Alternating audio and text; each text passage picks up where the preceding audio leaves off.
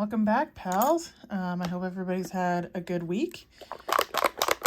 Hopefully you've tried out this little frog and toadstool from last week's video.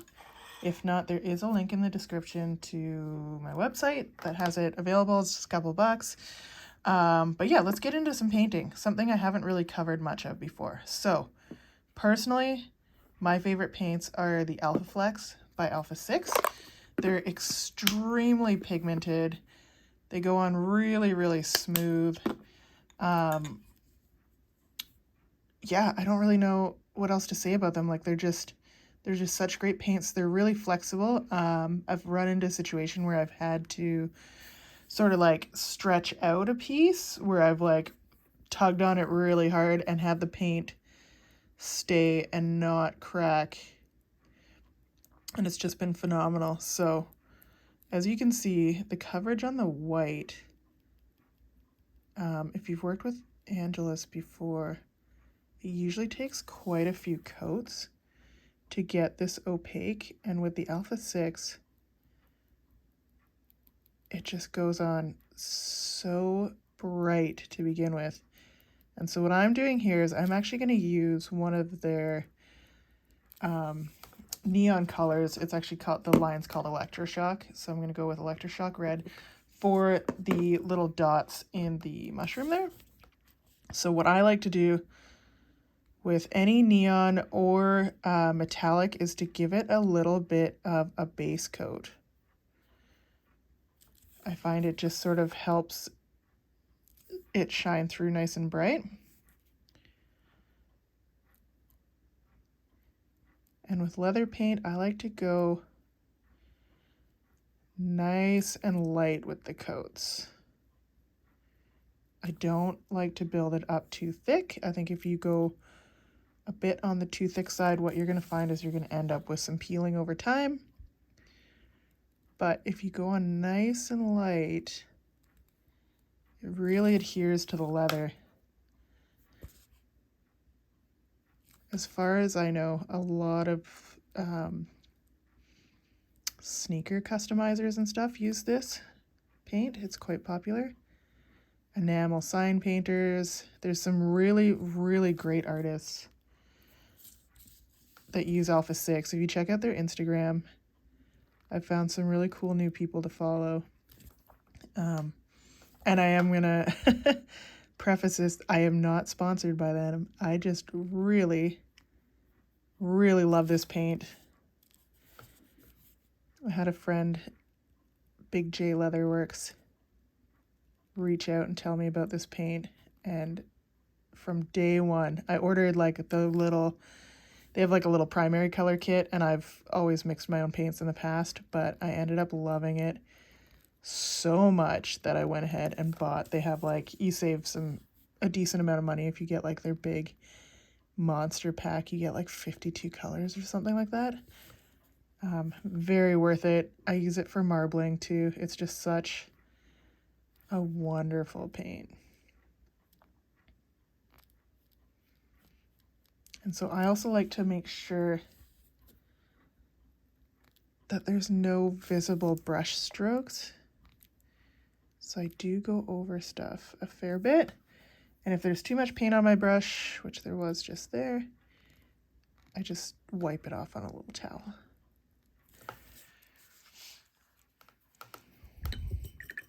And with the Alpha 6, they suggest that you use their water-based reducer, which I do when I'm mixing and thinning down their paints. I just use water for rinsing my brush. Now, for the base of it, I'm going to mix a little bit of this caramel with the taupe.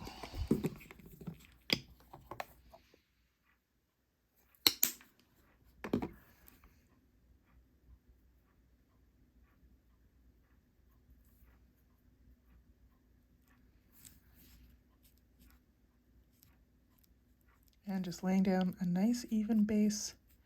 Sometimes I even really like these little areas where a little bit of the natural leather shows through. I just think it adds like an interesting sort of extra dimension.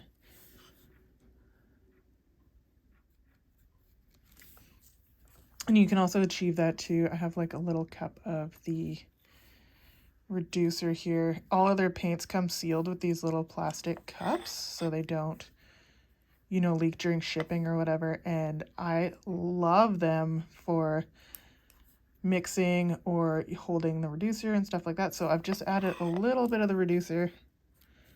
And as you can see, you get more of sort of like a watercolor effect.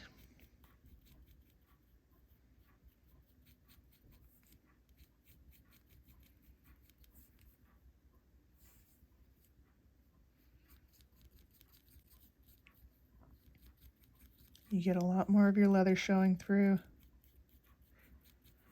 You really stretch that color out. And then I'm going to go a touch darker for in here.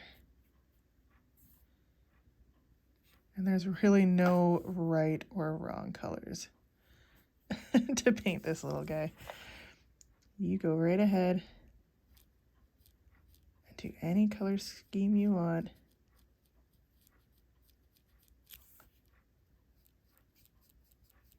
These also do dry quite quickly. Like this white is already completely dry to the touch. So I'm going to go ahead and throw a little of this red over top.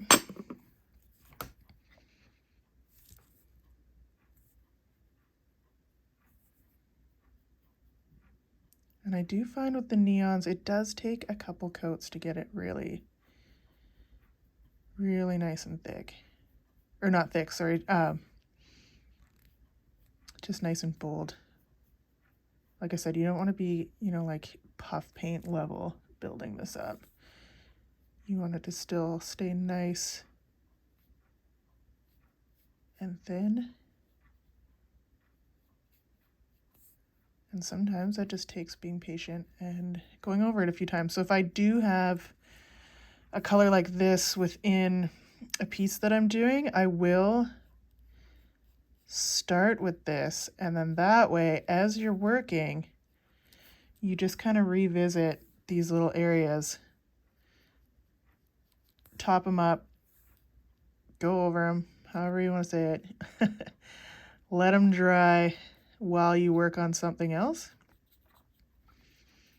And then when by the time you're done all that, everything will be done sort of all at once. You just kind of learn little efficiencies and whatnot over time.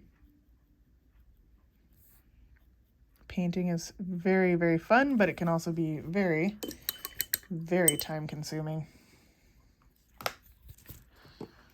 Now for the little frog, I'm going to use this slime green because it's perfect.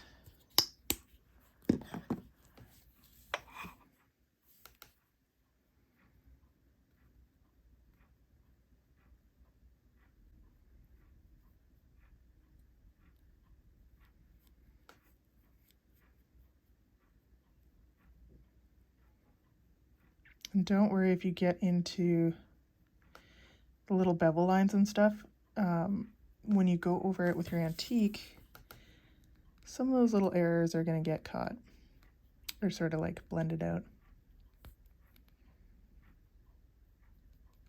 So sometimes it does build up a little bit. You get like a little bit of a line there. Just keep slowly blending it out. As far as paintbrushes goes, I'm just using an Angelus brush. I bought like a big set of them through Lonsdale Leather, I believe. They're wonderful. They're my favorite. Alpha 6 also has some really great brushes too.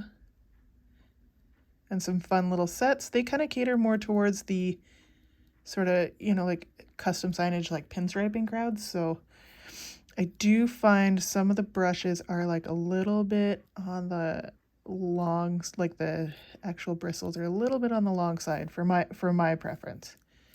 If that's something you like using, I would definitely check them out. Like I said, everything they do is just so high quality. You know, it's paint made by an artist for artists, which I think is really, really cool.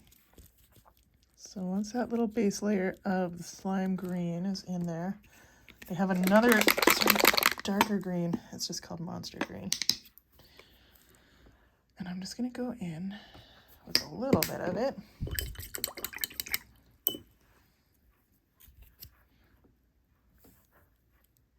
Kind of in the shadows there.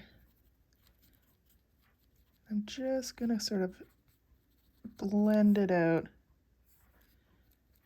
If you find you've gone too far or it's looking like too much of a solid line, just go back a little bit with your lighter green there and add some highlights back in.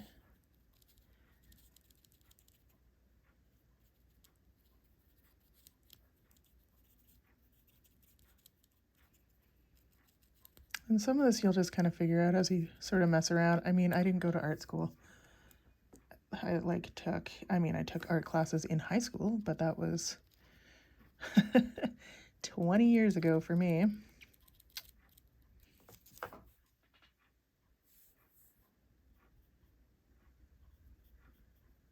So this is just the second coat of the Electroshock Red. And you can see it's starting to build up a little bit.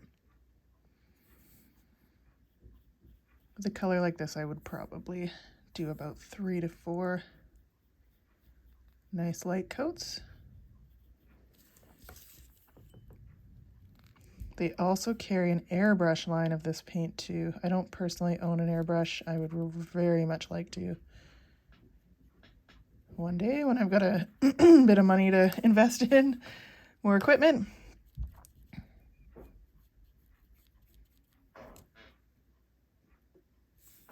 So I think personally I'm going to stick with the kind of cream and taupe for the actual mushroom cap here. I just realized I completely forgot that.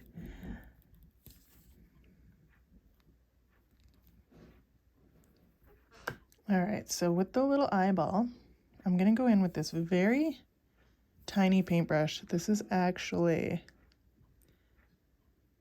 like a little nail art paintbrush.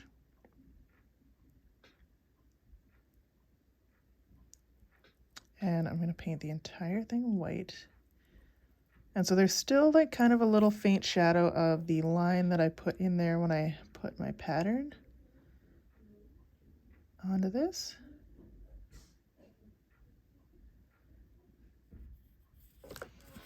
And I'm just going to shake that a little bit to dry it.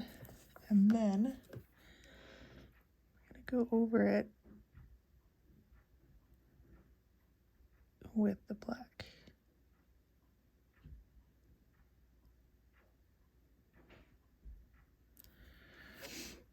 Like I said, this paint does dry impressively fast,